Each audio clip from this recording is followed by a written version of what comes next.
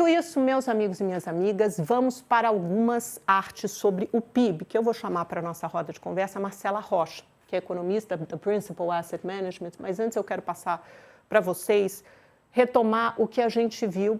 Imagino que vocês devam ter visto essa notícia em outros lugares, mas a gente não abriu isso aqui no mercado aberto. Então, isso saiu às 9 da manhã, o PIB do primeiro trimestre no Brasil, um número bom, 1,4%. Eu deixei esse gráfico ilustrando aqui primeiro, segundo, terceiro, quarto tri desde 2020. Então, veja que é um dos índices, descontando aqueles de 2020, o 7,9%, porque aí tinha pandemia, tem todas aquelas distorções provocadas por quedas acentuadas e depois altas robustas também, mas veja que 1,4%, historicamente, para todos os trimestres do PIB, é um nível muito elevado. Isso aqui teve a participação do quê, né? Se a gente destrinchar, abrir esse número. Vamos para a próxima tela, por favor. Então, vendo primeiro pela ótica da oferta. Muita ajuda da agropecuária, 12,2% em relação ao trimestre anterior. Foi o que subiu a agropecuária, ajudou muito, grande parte da explicação, mas não só. Você tem consumo das famílias, você tem serviço, você tem investimentos, uma série de fatores, até porque a agropecuária não tem um peso tão grande assim no cômputo total do PIB, mas certamente ajudou com essa super safra de soja, de uma série de outros grãos, contribuiu para o aumento do PIB. Vamos para o próximo setor, por favor, a indústria. A indústria teve um comportamento bem pior. Você veja que ela cresceu bastante em 2024, mas teve uma leve queda de 0,1% em 2025.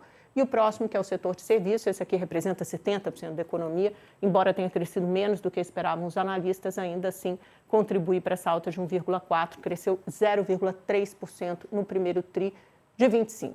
Passando agora pela ótica da demanda, né? Então, para quem compra, essa é a outra ótica do PIB, né? Que, no cômputo do número total. Consumo das famílias, muito forte, gente, 1%.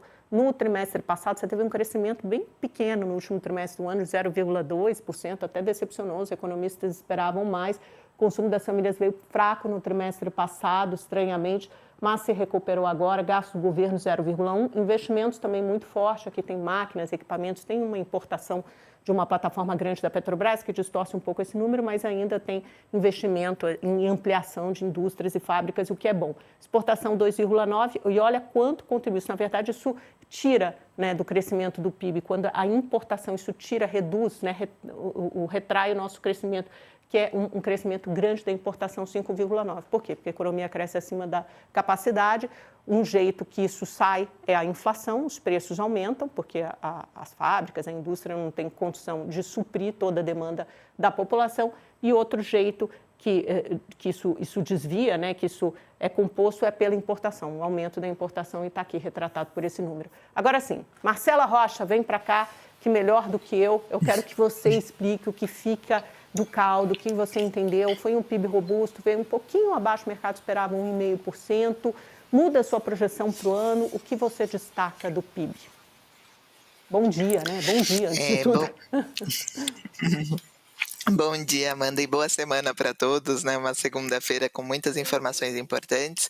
Mas, Amanda, indo direto ao ponto em relação ao PIB, foi um resultado que ficou um pouquinho abaixo das expectativas nossa e do consenso do mercado, que era um crescimento de 1,5%, mas ainda assim é um PIB que mostra uma economia forte, uma economia resiliente e leva, eventualmente, a revisões um pouquinho mais otimistas para esse ano. Por quê? Como você muito bem pontuou, grande parte da explicação para o PIB forte do primeiro trimestre foi a agropecuária. Esse setor, impulsionado pela safra forte de soja, cresceu mais de 12%. Mas mesmo quando nós excluímos a agropecuária, o PIB teve um resultado robusto. Se a gente tira esse setor, o PIB teria crescido 0,8%. 0,8% calcado tanto no consumo das famílias como no investimento. O consumo das famílias tinha tido um desempenho muito fraco no quarto trimestre, como você colocou, para os economistas isso também foi estranho, mas no primeiro trimestre se recuperou, em linha com o cenário de taxa de desemprego baixa, renda das famílias crescendo, crédito ainda forte e principalmente estímulos do governo. Já o investimento teve um desempenho de uma alta de um pouco mais de 3%, mas foi algo pontual, por conta da importação de uma plataforma de petróleo por parte da Petrobras. Quando a gente coloca investimento e consumo fortes, agropecuária ainda impulsionada pela soja E a gente tem esse primeiro trimestre crescendo 1,4, Amanda. Se a economia brasileira ficar estável, não crescer mais nada até o final do ano, o PIB de 2025 já subiria 2,2%. Daqui a pouco sai o relatório Focus do Banco Central, mas a última estimativa do Focus, ali o consenso, era abaixo desse 2,2. Então nós entendemos que esses números dos economistas continuarão a subir. O nosso era 2,1, a gente revisou para 2,3. E por que que nós revisamos? Porque a gente não espera a economia brasileira fique estável até o final do ano. A gente pode comentar um pouquinho da agenda, como você falou, da produção industrial amanhã, mas todos os números que já saíram do segundo trimestre apontam para um crescimento também importante no segundo tri. Nós tivemos a taxa de desemprego recuando na semana passada, o CAGED, que é a criação de vagas no mercado formal, foi muito robusto, com cerca de 270 mil postos criados no mês de abril. Quando nós olhamos os salários reais aqui da economia, ainda crescem acima da inflação. O crédito tem um aumento da inadimplência para as famílias, mas as concessões, ou seja, o apetite das pessoas por tomarem risco, ainda continua crescendo. E pelo lado do investimento, apesar do mundo desacelerar e apesar dos juros altos, nós também vemos a indústria ainda se recuperando e a indústria tendo um desempenho positivo.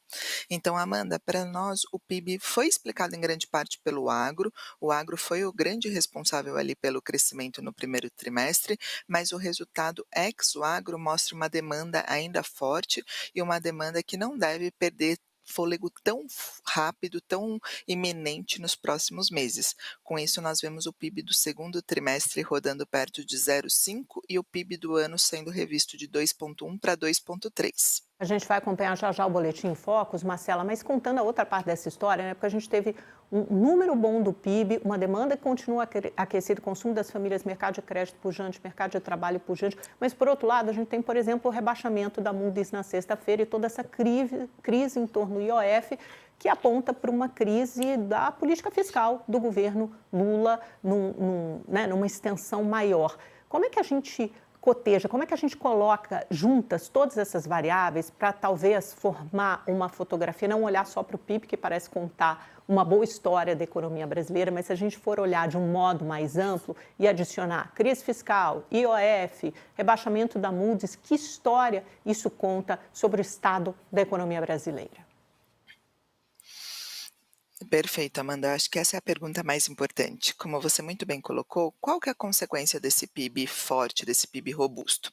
Nós sabemos que numa economia que tem investimento, contas públicas arrumadas, que tem reformas ali sendo aprovadas para conseguir fazer com que o PIB potencial aumente, se o PIB cresce muito, isso é favorável para toda a economia. Mas quando nós temos uma economia com déficit público, um orçamento rígido, uma dificuldade do governo arrumar as contas públicas, esse PIB forte, ele mostra desafios para a inflação e principalmente para o Banco Central conseguir reduzir a taxa de juros. E aí vem a questão das contas públicas. Quando nós olhamos o orçamento brasileiro, Amanda, nós sabemos que estamos com uma situação de déficit das contas públicas, ou seja, o governo ele gasta mais do que arrecada, ele não consegue diminuir as suas despesas, porque grande parte dessas despesas são indexadas, estão na Constituição, ou seja, ele tem ali um mandato para esses gastos, ele não consegue reduzir, cortar sem fazer reforma, sem fazer propostas ao Congresso, e com isso a dívida segue crescendo, já que o resultado do governo é negativo. E no momento em que a dívida cresce e há déficit públicos, a gente não tem elevação do investimento estrutural no Brasil. Falta confiança dos investidores, tanto locais como estrangeiros. Como esse país vai ajustar suas contas públicas? Como ele vai reduzir despesas? Como ele vai conseguir fechar esse orçamento negativo e estabilizar essa dívida? Sem um investimento subir, toda vez que o consumo das famílias, toda vez que o mercado de trabalho está robusto, é uma boa notícia, mas é muito curto prazo, é aquilo que nós chamamos no Brasil do voo da galinha, a gente não consegue crescer de maneira sustentável e crescer sem gerar a inflação. Então como que a gente conversa com toda essa confusão do IOF e até a nota da Moody's. A nota da Moody's, ela chamou a atenção porque ela no ano passado, como você bem comentou alguns minutos atrás, a Moody's tinha sido uma das poucas agências de rating que tinha dado o benefício da dúvida para o governo de fazer essa lição de casa, de vir com reformas para reduzir despesas, de melhorar as contas públicas. Então eles elevaram a perspectiva do Brasil para positiva de neutra. Aquilo era um dado de confiança no governo, era uma sinalização de que a Moody's falava: "Olha, vocês têm escopo, vocês têm condições de melhorar". Mas essa confiança não durou nem um ano. A gente teve na sexta-feira esse anúncio da redução da perspectiva brasileira de positiva para neutra, indicando que o governo está no caminho errado ou que esse caminho continua com muitos obstáculos. E isso não foi uma surpresa, Amanda, justamente por conta de tudo que nós temos acompanhado nos últimos meses, do governo não conseguindo reduzir despesas, o governo não tendo propostas estruturais, o governo não mostrando ali sinalizações de melhor uso do dinheiro público para evitar um aumento da dívida. E aí a questão do IOF junta com tudo isso. Por quê? O IOF foi um sinal muito claro para todo mundo de que os instrumentos do governo já estão limitados, que o governo não tem alternativas agora para conseguir melhorar essas contas públicas. Por quê? O IOF é um aumento de impostos, só que é um aumento de impostos com intuito regulatório. Ele não deveria ter uso de aumento de arrecadação. Só que ele não precisa do Congresso, o governo consegue fazer isso através de decreto, através de uma ação do executivo. E olha só a importância desse sinal. Mostrou que o governo sabia que se chegasse qualquer medida de impostos ali no Congresso, isso seria barrado, isso teria dificuldades de aprovação. E é tão forte ali o sentimento da população, do Congresso contra aumento de impostos, que há essa discussão dos deputados e dos senadores aprovarem um decreto para reduzir, para tirar, para acabar com o impacto do que o governo anunciou. Isso mostra para a gente que a sociedade não tolera mais impostos, mas o governo estava com todos os caminhos obstruídos. Só que agora, Amanda, com o Congresso falando que pode derrubar esse decreto, que pode não aprovar o IOF, a gente chega num ponto muito importante de decisões. O que que o Congresso vai propor e o que que o governo vai apoiar para compensar essa arrecadação? Não é É, pouco o impacto do IOF, nós estamos falando de 40 bilhões por ano. Como exatamente, que né? eles não 20 querem bi nesse ano. aumentar impostos? E hoje o que nós escutamos, Amanda, são algumas medidas da própria Câmara propondo redução de gastos. Eles querem acabar ali com a dedução de despesas de saúde no imposto de renda, querem acabar com o mínimo de saúde e educação. Mas será que haverá habilidade e disposição política?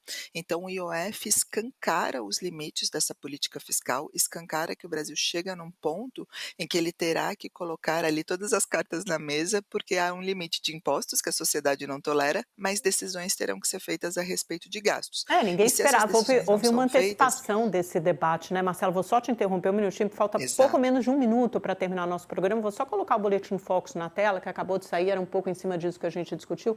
Vamos ver se eles estão revendo a projeção de PIB. E, pelo amor de Deus, foi menos, Marcela. Foi 2,14 há uma semana, agora a projeção está 2,13. Vocês estão com 2,2 aí na Principal. IPCA reduziu mais um pouquinho a projeção de inflação, saiu de 5,5%, foi para 5,46. Câmbio continua em 5,80, Selic continua em 14,75. Dá por finalizado o ciclo de aperto monetário. Um comentário rápido, Marcela, aí infelizmente a gente vai ter que encerrar. Mas olha, 2026 subiu o PIB, então eu acho que Tá. 2026 mostra ali como essa 2026 foi para economia ainda está quando? Para resiliente. quanto? Eu nem... Foi de 1,70 para 1,80. Tá, tá bom, tá certo. Bom, E aí o desafio para quedas de juros. e ainda tem os próximos trimestres e tal, o desafio para a queda dos juros, né? Quer dizer, você continua com um crescimento forte quando o Banco Central, mesmo que tenha encerrado esse ciclo de alta de juros, quando ele poderá finalmente encontrar um espacinho aí para reduzir, certamente só no ano que vem. Tem muita gente que fala em metade do ano que vem. Vamos ver a pressão política que vai vir sobre o Banco Central.